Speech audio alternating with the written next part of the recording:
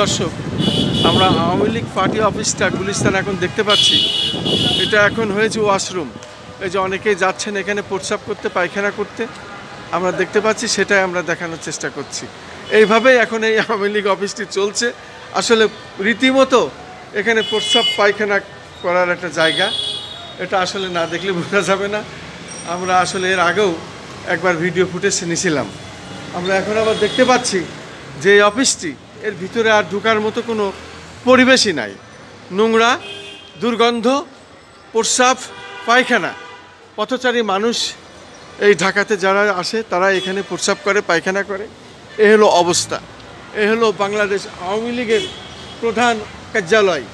এটার অবস্থা এখন এই। আসলে এটা দেখে আসলে প্রত্যেকেরই আমাদের স্মরণ রাখা উচিত। আমরা দেখতে পাচ্ছি অনেক সাংবাদিকরাও এখানে তারা ছবি তুলছেন, এবং আমি দেখতে পাচ্ছি এইভাবে এই অফিসটির চিত্র আমি যতটুকুন পারি তুলে ধরার চেষ্টা করছি।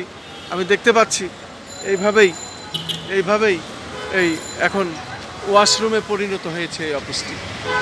এই হলো বর্তমান অবস্থা।